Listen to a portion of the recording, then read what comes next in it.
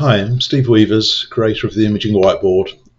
In this video I want to look at a couple of rather specialized controls. The two audio video input controls designed to allow the user to source video files from YouTube or from a local TiVo in order to process. First of all, we're going to look at the YouTube one. So if we take a look at the audio video input, we can see we've got camera, microphone, and from an audio file, pretty normal. But we've also got these two specialized ones, and I'm going to open up the YouTube control first of all. Okay, and if we open it up, we can see that there's a browser control, and this will actually take you to YouTube. Okay, now let's see if we can find something. Yeah, this looks good as a Saturday Night Live video here. So if we click on that. If you love to travel, Capital One has a rewards credit card that's perfect for you. With Venture X, earn unlimited double miles on everything you buy and get access to over 1,300 airport lounges. Open up a world of possibilities with Capital One. What's in your wallet? Started, and it's Weekend what's going on? With Colin Jost. You won't get all the adverts in the downloaded file. That's good news. But it will take a few minutes to download. I'm Colin Jost. So I'm just going to pause this video and I'll come back when everyone he's going. Okay. Well, that's completed, and it gave me time to go and brew a mug of tea. And as you can see, it now says download complete. The progress went through a few stages, and it downloads the video, downloads the audio, merges them, and then finally says download complete. Okay, so we can just close the YouTube drop down there and open up the cache files, and I'm just going to refresh that to pick it up, and we should be able to go and find the video that we've just downloaded. So I think it was this one here, and if we just select that, see it comes up there. Okay, and we can connect this to the monitor, hit play, and we should be able to see the video that we've recorded. Now obviously, once you've got to this point, you can carry on and carry out any processing you feel like, and so on. And under the covers, it's worth seeing what's gone on here. If we look at in the videos directory, there's another directory called retrieved YouTube files, and here we can see there are two files that we've downloaded, and they're both visible here in the cache YouTube files expander. One has the audio and video there, and one is just video only. Also, there's an audio directory which we can look at, and we can see here we've actually got the audio for that to that video as well, separated. Now the audio doesn't show up in the drop down. That's really there as a convenience for people that might want to source some audio for the audio files analyzer and go into some deep analysis. But the video file and the video only file are both here and available.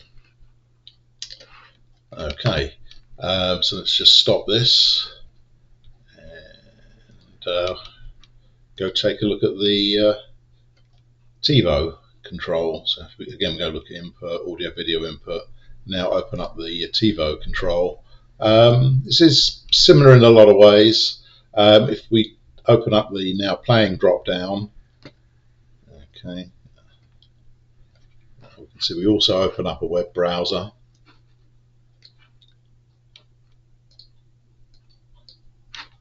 Okay. Let's go and put in some information first.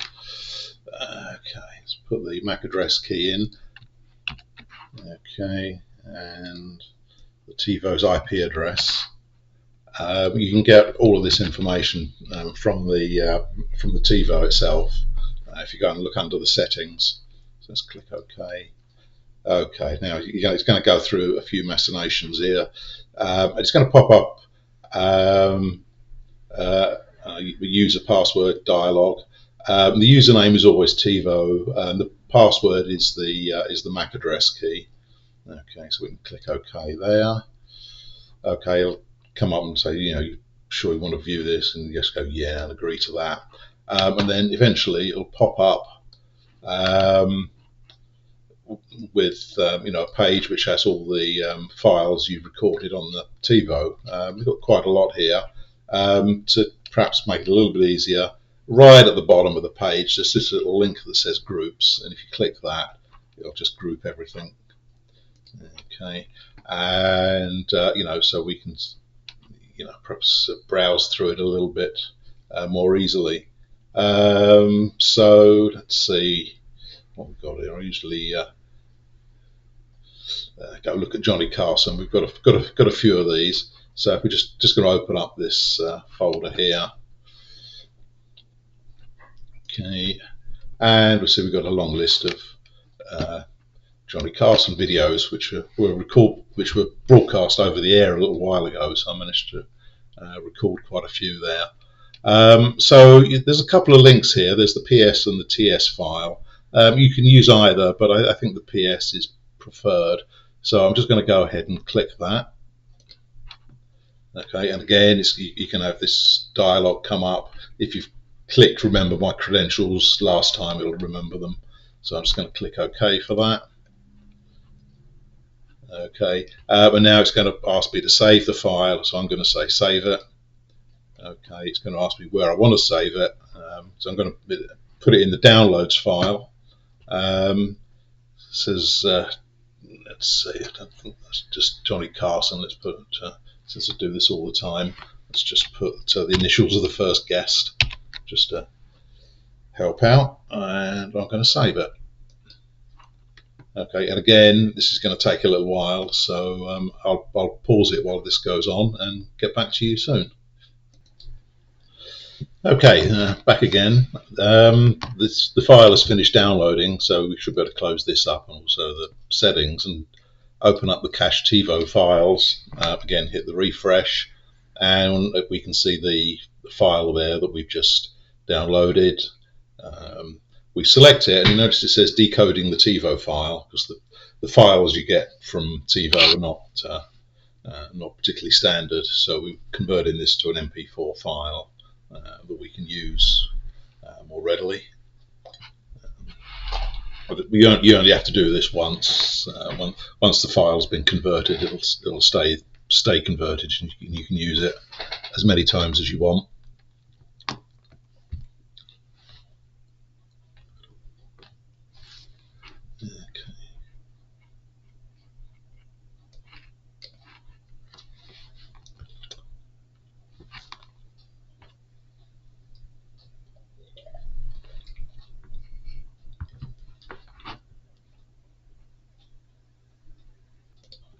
Okay, so when that's completed, you'll notice that the video ready comes up, and we can actually see that's there, and we can play it. And there it is. Okay, again, it's worth probably seeing what's going on under the covers here. And if we take a look again at the videos folder under the converted TiVos files, we can see there's actually 4 files created. The MP4 file, which we're using, the MPEG file, which was an intermediate file, because the TiVo format is MPG embedded in XML. There's a WAV file again there, which is the audio separated out, and also there's an XML file here, which has the program information. When the TiVo presents all the information about the file that you've got recorded, that's where it all is in the XML file, and I put it here just as a convenience. Okay, well that's really about all there is for these 2 files. I use them a lot. I find them very useful for all sorts of things, and I hope you do too.